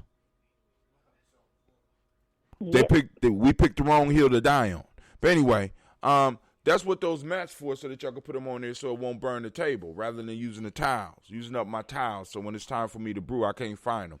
Anyway, Joe Biden knows that African Americans can never have a fair shot at the American dream, so long as entrenched disparities are allowed to quietly chip away at opportunity. He is running for president to rebuild our economy in a way that finally brings everyone along. And that starts by rooting out systematic racism from our laws, our policies, our institutions, and our hearts. That sound, I ain't even going to say it sounds good because once again, they expanded the language. It goes from African Americans to rooting out something in everybody's heart. He's running for president to rebuild our economy in a way that finally brings everyone along. Now, that's what a president is supposed to do. I don't think that even needs to be in this. What needs to be in, you need to be direct and talking about this beginning paragraph already is problematic because they're not dealing with us. It's dealing with America. You, as a president, you're supposed to help rebuild or continue the economy if it's successful. You know what I'm saying? Yeah. You're supposed to be getting rid of systematic issues in the system that stop your citizens from being able to access laws and access and have equal access and equal treatment up under the laws. You're supposed to do that stuff. God, all right, I'm already mad. I don't know if I want to read all this. And according to what you said, I might not need to. Let's read down to where he get to his bullet points. This mission is more important now than ever before, as the health and economic impacts of COVID-19 have shined a light on. Now, So you mean to tell me that until COVID-19, because now this is the document, I'm reading from the document. So now, has anybody checked this document out prior to COVID-19? He's been running for president long before COVID-19. He brings out a black agenda once COVID-19 hits. Where's the older one? I want to see the older one, because now what this is telling me is that right now he's trying to pander to us. Just now with the COVID-19 piece. So I hope this agenda is older. The 2019, maybe they'll say it later on in the article. This mission is more important now than ever before, as the health and economic impact of COVID-19 have shined a light on and cruelly exacerbated the disparities long faced by African Americans. Oh, you know this. In April 2020,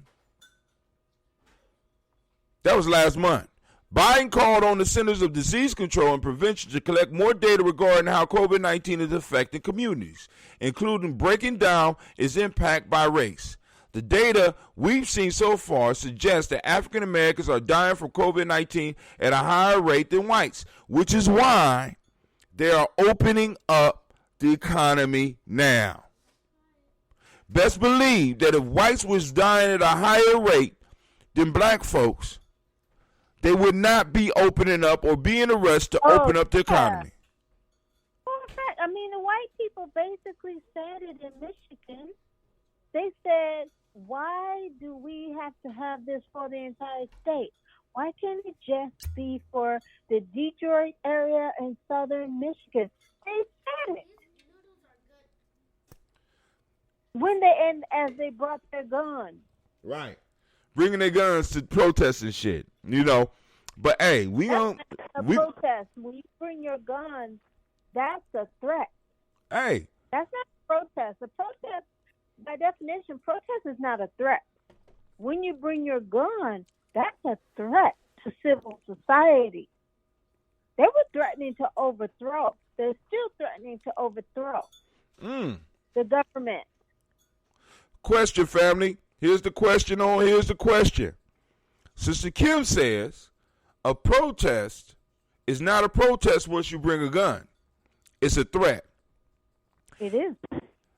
If you bring a gun to a protest, is it a threat or can it still be a protest? I want y'all to think about that because she's bringing up a good point. Right? So now they're threatening an uprising. That's called treason. Is that called treason? Yeah. And punishable by death? A coup d'etat? That's treason. So now, let's get back to this. In April 2020, Biden called on all the... Oh, wait, we already did that part. So he wanted to see the data. Long-standing systematic inequalities are contributing to this disparity. And I'm like, yo, I'm going to say this. COVID is attacking our community because a lot of us are essential workers and a lot of us are working in fields where we have to be face-to-face with other people. Mm-hmm. Go on and enjoy yourselves at the beach. Go on to the parks and hug because y'all think, because you know, this is kind of happening in reverse, Sister Kim, because you remember at the beginning of this, black folks was dancing because they thought they couldn't get it. You can't get it because you're black. So naive. Huh? That was so naive. Yeah, but this is the beauty of it. Now it's working in reverse. Family. White folks think they can't get it. You know, true. the data is saying that they could go to beaches and they could kick it. They could go to their worship services and they could live it up. It's working in reverse. It's working in reverse. You're right. That's what the data is telling them. So, hey, congratulations. You play stupid games, you win stupid prizes. So, you know, COVID-19 might, in the end, might be a great liberating force. They don't ask for anything that they are not willing to take. That's Brother Kwame. So we know about that, including the fact that African Americans are more likely to be uninsured and live in communities where they are exposed to high levels of air pollution, which compromise the immune system, which makes it easier for you to get COVID-19. Because what we're dealing with is we're dealing with a country of people who have compromised immune systems from all this junk and all this processed foods that we are eating. You know what I'm saying? So actually, it would be interesting to see a study on COVID-19's effects in communities where people are eating traditional or culturally appropriate diets compared to those eating processed foods. You know what I'm saying? And step outside of it, but I'm gonna leave that alone. All right. Living communities, African Americans also represent an especially high percentage of the frontline workers, putting themselves at greater risk to sustain the economy and keep the rest of the country safe and fed. That shit sound like what was going on during slavery, but I'm just gonna keep on reading. And are less likely to have a job they can do more they could do from home. Forcing them to make the difficult choice between their health and a paycheck. Well, there's a lot we don't know yet about COVID-19. We do know that equitable distribution of resources like testing and medical equipment can make a difference in fighting the virus. Biden believes this should be a priority and action must be taken now.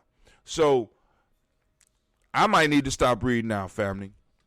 Because prior to COVID-19, Joe Biden might not have been even thinking about addressing you. Actually, Joe Biden didn't have a need to address you because we gave him, or black folks gave him South Carolina just because.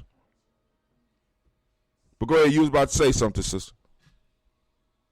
No, I was just agreeing with you. You're absolutely right. Before COVID-19, he would not have addressed us. That is true. They would have we gave him South Carolina. At this point, he's annoyed by having to address us now. To answer us. And he's annoyed by it. It is, a thorn in his seat. And they're going to figure out a way to get past this. That's why you see all these black people on TV talking now. Right. Oh, yeah. To figure out how he can get past this annoyance. Because he's so arrogant and so full of himself, he shows his annoyance. So they have to go around him to fix it so he does not show his annoyance.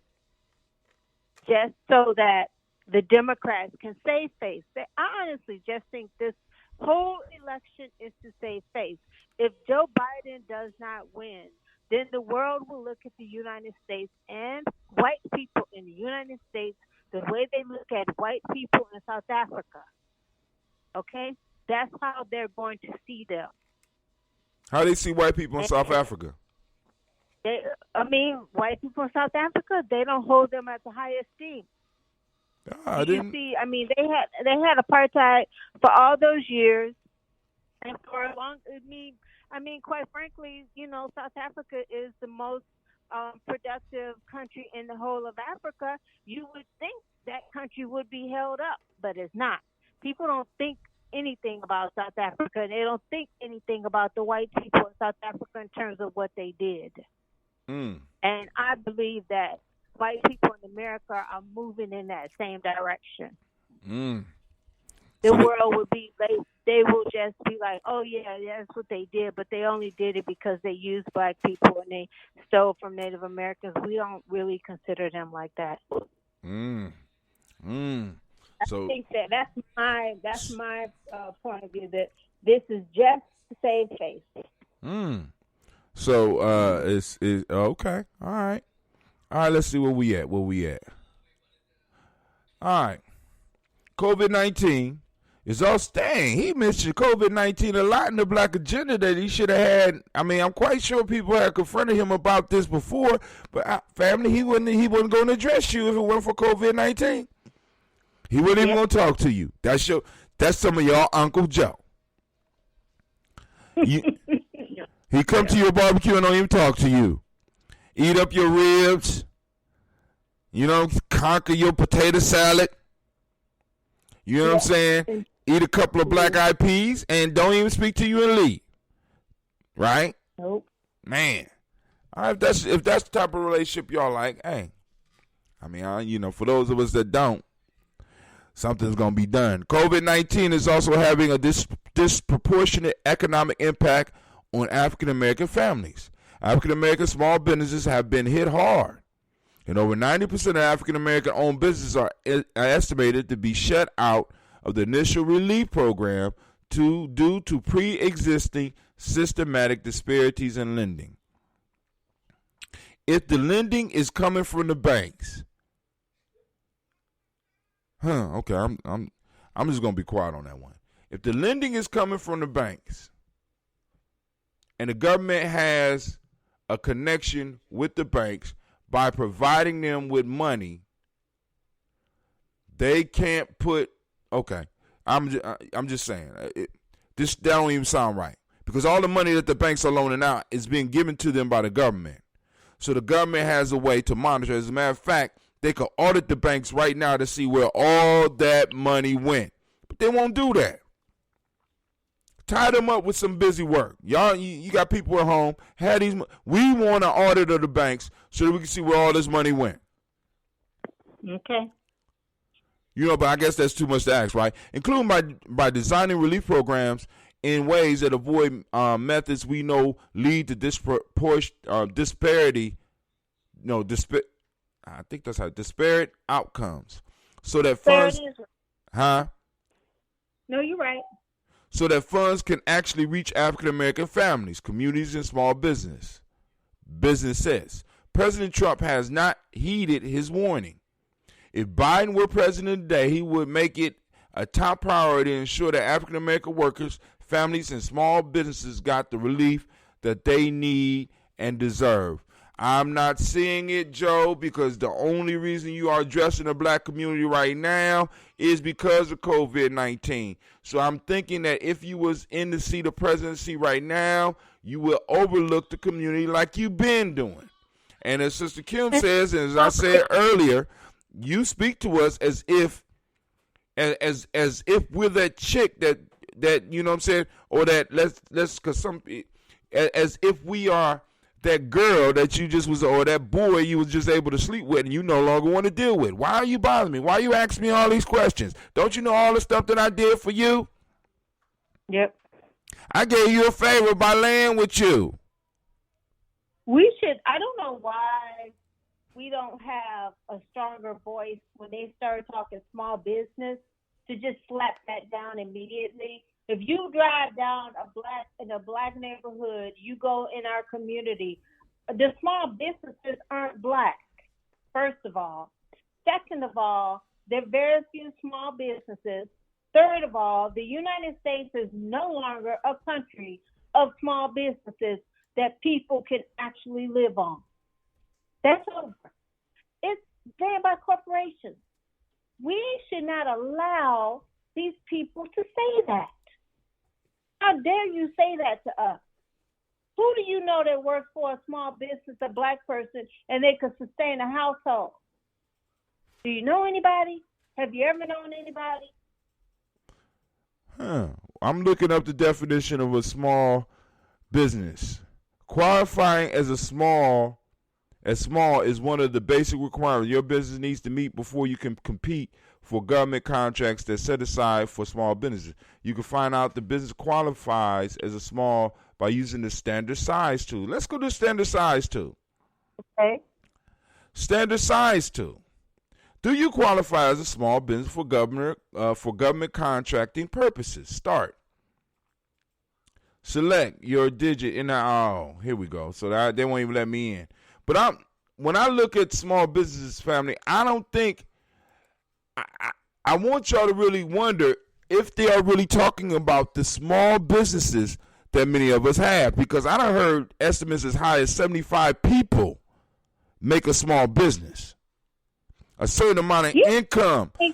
There's an income level for you to be, to be qualified as a small business and not a side hustle or something that you do as a hobby. We keeping all the way real with you. Some of these businesses that we call small businesses are not actually small businesses, and we already know a majority of them do not employ people in our community. They don't. They don't. So they use this as cover, and they use aspiration economics and aspiration politics to throw this shit out, and other people are able to get in and get this money because you sure can't. It's a side hustle. We have people who have side hustles, which are perfectly fine. I'm not against side hustles. Side hustles are great, but we need to be precise in our language. It's not a small business. It's a side hustle. We allow people to run around with business cards saying they have a business when they don't. Well, it might not be. It's a business. It might not qualify as a small business. It might qualify as a micro business, or if there's a word smaller than micro. You understand what I'm saying? But what nano business. A nano business or something. I don't know. Honestly, I think we need to not even call it a business. Hold on. Here we go. Check this out. Okay. All right, what is the definition of small? Depending on your industry, a small business could be defined as a business with a maximum of 250 employees or a maximum of 1,500 employees. They're privately owned corporations, partnerships, or sole proprietorships that have less revenue than larger businesses.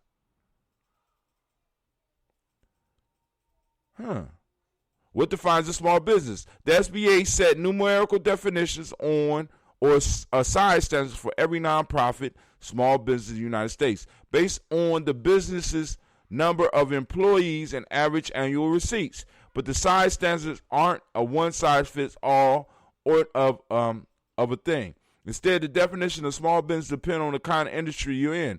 Depending on your industry, a small business could be defined as a maximum of 250 employees or a maximum of 1,500 employees, which might not seem like a small business, at least to a solopreneur.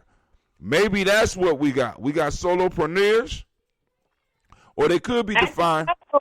Solopreneurs, side hustle, solopreneurs. I'll go with that. But that whole I have a business. No, you don't have a business. You're a solopreneur, and that's okay. Right, and there's nothing wrong with that. But the fact is, we got to understand that the definitions or the words are being thrown around, and money is being allotted that we can't even apply for, because we're going thinking, well, I got a small business, and you got a micro business, or you're a solopreneur, or you got a side hustle, or you got a hobby. Yeah, you basically got it's a sustainable micro business that what do they call it? Not sustainable. Oh, I'm losing my words. I can't think of the word now, but it's something similar to sustainable. But and that's what you have, and it's okay. We've all had them at various points in our lives, and we will continue to have them. But that probably did not sustain your household. It's a handful of people who actually had something that can actually sustain a household for Black folks. We just don't have it like that. I'm sorry, we just don't. And what we project is we project the vision of those that are able to do that onto everybody. And once again, we're living by aspirations, not by reality. Nope, we are not. And so that's one of our problems, and that's what's going to catch us. It's biting us now, but with the COVID-19 thing, with more jobs just literally being wiped off the face of the earth, it's going to catch us even more, because we won't have money and credit circulating the way it used to. Kwame put up the word subsistent. Was that the word you was looking for? Yeah, subsistence. Thank you, Kwame. That's what we have. So we almost to the points. We almost to the points, and this whole thing is kind of turning my stomach at this point in time.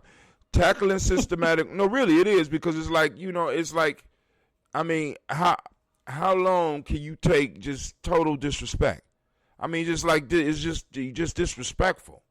You know what I'm saying? Yes. You see it in interviews. You see with this plan coming out with all this wordage about COVID-19 that you possibly wasn't even considering putting together anything, and you still ain't even call it a black agenda. You say, I have my black agenda. It's called Lift Every Voice. Why ain't it just called black agenda, motherfucker? Why ain't it just called black agenda? Because it's not for black people. You know, we're just going to have to watch this all crumble. You know, that's the history of America. You know, that's why we had the independent war, the Civil War, you know, different things. We're going to have to watch this crumble. Like in Europe crumbled before things changed, you know.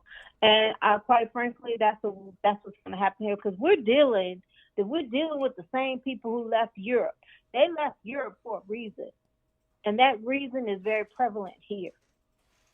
So we're going to have to. This is going to have to crumble before it gets better. And I hate to say that. I hate to be like that, but honestly, that's what's going to happen. We're going to have something like the French Revolution, and it's going to be ugly, but that's the only way things will change. We're dealing with the same people. Ain't nothing changed with these people. These are the people who left Europe, pre-revolutionary Europe. Okay? Damn, they did leave pre-revolution. Okay, you're right. Tackling systematic racism and fighting for civil rights have been a driving force throughout Biden's career in public service. He has a record of fighting for and delivering for the African American community. As a U.S. Senator, he co-sponsored the Civil Rights Act of 1990, all the way in the 90s, to protect against employment discrimination, and led multiple reauthorizations of the Voting Rights Act, protecting African Americans' right to vote. All right, now, if we are citizens of America, why do our rights to vote have to be protected? Thank you. I mean, that alone right there, I mean, Joe, you know, I mean, like I wonder if you're going to mention how you might abolish any way that our votes could ever be marginalized or gotten rid of. Is there something that you could do, because you were smart enough to put together and come up with excuses of why the crime bill what didn't directly affect us, and there was other things that affect you. You smart enough to do that, and you've been in politics your whole goddamn adult life. You should be able to come up with some shit to be able to not have to do a Civil Rights Act of 1990. We in the 90s. Shit, I was an adult. I'm sorry. Brother Kwame said, U.S. had a few of the best Europe had to offer, but it consists mostly of the worst that Europe sent away. Yes, that's what we got. Here we go. Protecting African Americans' right to vote. Biden also led efforts to reauthorize and extend the Fair Housing Act, and as Delaware Senator, was a vocal advocate and supporter of Delaware State University and the state's historically black university. Oh. And you know what we have to tell him? We don't care. I don't care. That type of shit, I don't care. That's what you. All that shit. Go ahead. This is what we're putting on the table now. We don't care about that. We need to tell him that, and tell these black people speaking for him, we don't care. What are you going to do for me now? If you're not talking now, goodbye. Today we need, he moved it to today we need a comprehensive agenda for African Americans with ambitions that matches the scale of the challenges, and with recognition that race-neutral policies are not a sufficient response to race-based disparities. Wow. Did you say that? I'm gonna see if this got it in there. Cause let me read that for you. Where my D go at?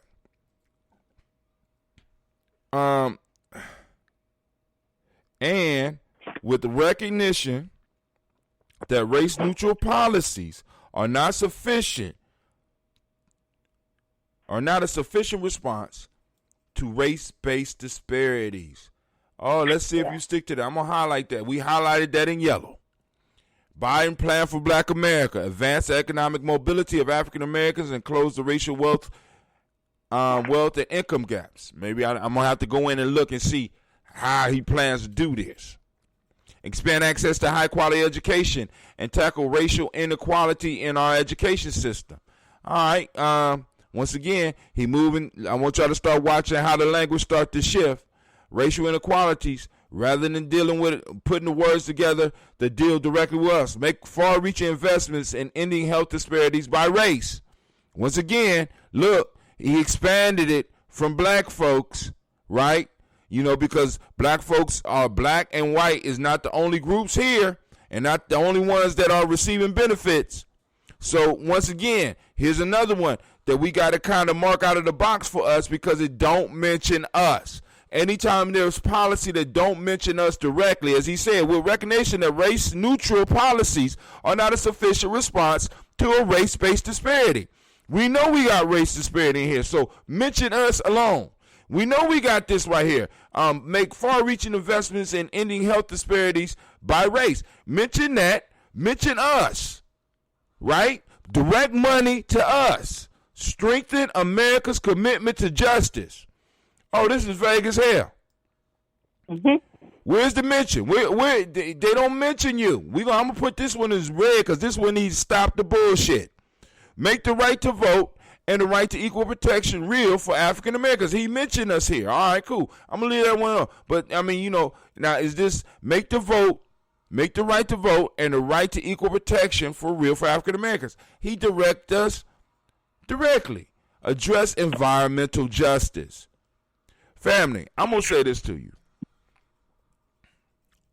That's not specific enough. I'm about to go off on that because a lot of us do live in areas that are compromised as far as environmental pieces. But that's a nationwide issue. It don't directly deal with us. Mention us. Why not? Because when you mention us, that means that the money that is allocated has to go directly through us, which means you have to build the infrastructure in order to make sure that the money is getting to where it's supposed to get, rather than having a general pot. Because the environmental justice that a lot of y'all think y'all gonna get, that's not going to you. That's gonna go to Appalachia. Right? Nothing about reparations. Nothing about addressing some of the past shit that got us in this situation. Just large platitudes and promises, and many of them are universal. I can't read the rest of this. Y'all gonna finish this. I'm about to go. I'm sorry. This shit make my stomach hurt. I got to go. I will finish it, and maybe we will continue discussing it tomorrow. We got a call in. Somebody's experimenting with Discord. Let's see how it goes. Where you at, Brother D? I don't see you. You calling in through your private Discord, or you calling in through Gye-Nyame? Check 1, check 2. Can you hear me, Brother D? Nope. All right, let's see. Go over here. All right, well, maybe he calling in a comment. I don't know. But we'll figure it out. I'm figuring it out. So, family, this is Brother Hatim. I want to once again remind you, you are now standing in the congregation of the mighty, the home of the stubborn minority, the place where your hustle builds muscle. This is Gye-Nyame Journey Media. Is somebody else on the line? Oh. This is a Heart of a Simba production. Of course, this has been a Toast and Talk. Oh. Well, we strive to blow up your old paradigm. Family, I can't do it. I tried. I can't do it, but they lie and lie. I can't do it, so I got to go. So I will see you tomorrow for the morning show. I'm out.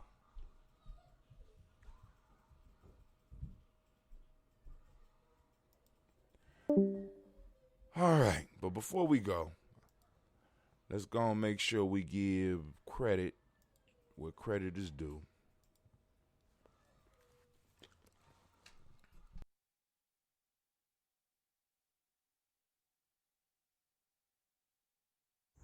Ayimbobe is an acronym. Mind, Body, and Universal Balance Empowerment Institute. It is also Zulu. It means lion, of course. With that, we're working with resiliency. We're working with trauma-informed care. With all of the mind-body connections that we need to not only address so many of our ills, but also to heal from them.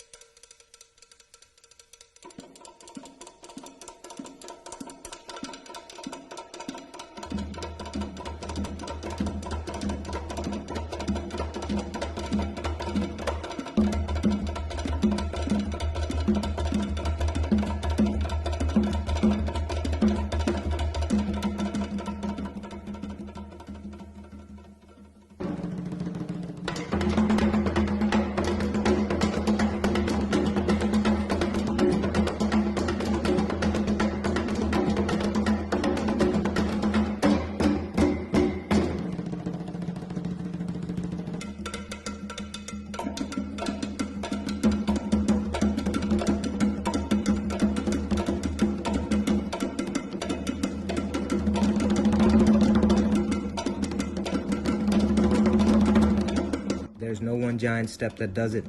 It's a lot of little steps. Author unknown. How do you regulate?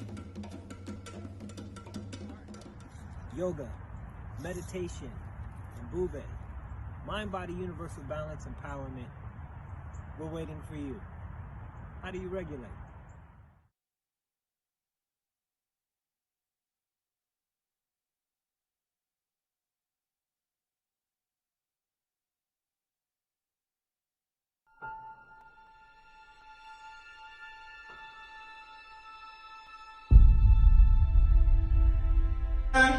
To have melanin embedded in our skin is a gift. Oh my gosh, when I say too black, you say too strong. Too black. Too strong. Yeah.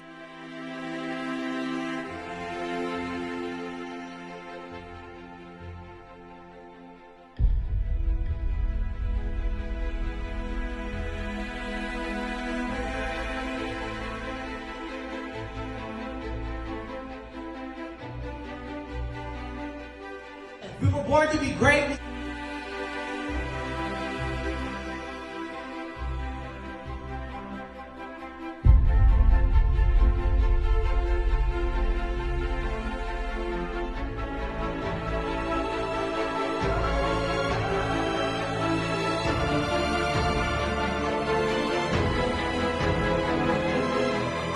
Oh my gosh, when I say too black, you say too strong. Too black.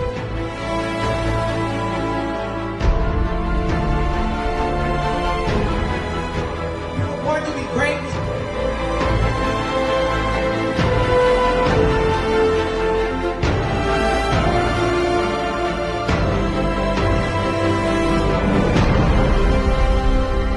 Support by going to GNJmedia.support.